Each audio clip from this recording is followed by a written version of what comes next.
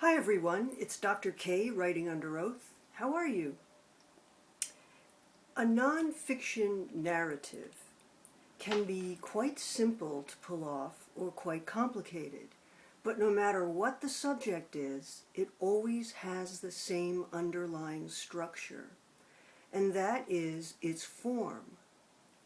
So for example, if you go to a big discount store and you buy a set of bookshelves that comes flat in a box. You open it up and you find the instructions, usually on paper that's so cheap that you can hardly read them and in languages that you don't understand or translated into English in a way that makes no sense. Nevertheless, you do have a set of instructions for how to put that bookshelf together.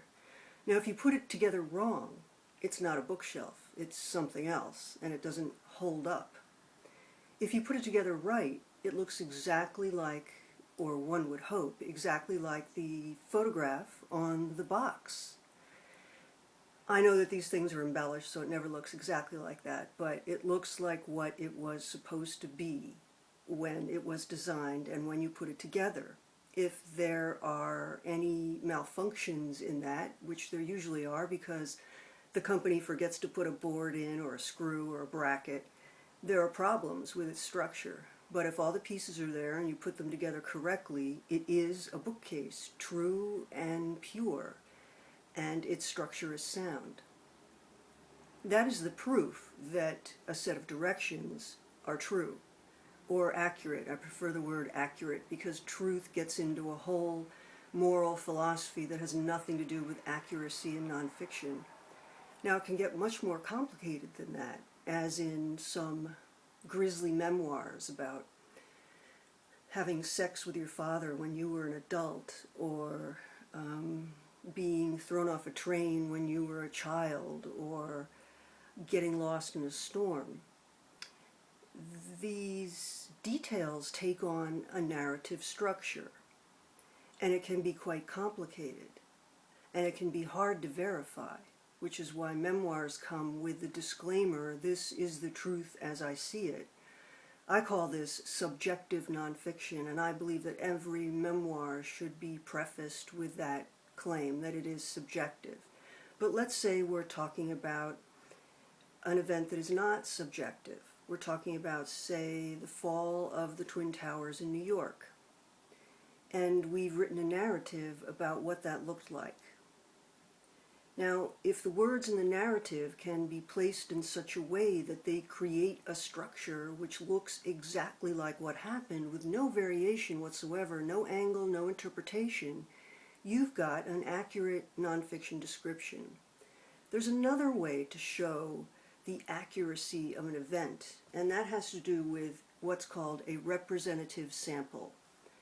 Now, if you go out to dinner with your friend and you order a bottle of wine, and the waiter brings you the bottle and gestures for you to take a taste, you don't have to drink the whole bottle of wine to know what it tastes like. Similarly, when you give blood, you don't have to give all the blood in your body in order for technicians to be able to test your blood. In the same way, in a narrative, you want to show what's most representative of the accuracy of that day. You do not have to show everything that happened. That would be impossible. But you can choose the single event on that day which summed up in a universal sense, in a universal, recognizable sense, what it is we're talking about, what it is, without even saying what it is. And for 9/11, I propose that that single event, maybe single image that could universally support the accuracy of that day and its descriptions as nonfiction would be the images of the people who jumped from the tower, who were forced out of the tower by the fire behind them. And there are some images of those bodies against the grilled background of the building. Just one of those is all you need, even a close-up. And everyone in the world will say, yes, that's 9/11, because they will recognize the structure of the building, they will recognize some the form of some people who were there, and they will recognize the horror of what had to occur in order to get away from the explosion on the top floors of the building. That is what we call a representative sample of a huge event. It is 100% accurate in terms of what happened in a collective way, just like a teaspoonful of blood represents all the blood in your body, and a sip of wine represents the whole bottle. Do you know that in the United States, survey takers, researchers, if they want a representative sample of all the people in the United States to conduct a study, they want a sample that is demographically representative of everyone who lives in the United States, they go to Peoria. The state of Peoria is a representative sample of the population of the country in terms of demographics, education, income, race, creed, all of that stuff. It's all there in Peoria. So that's where researchers go to conduct studies that will be representative of all the people without polling all the people.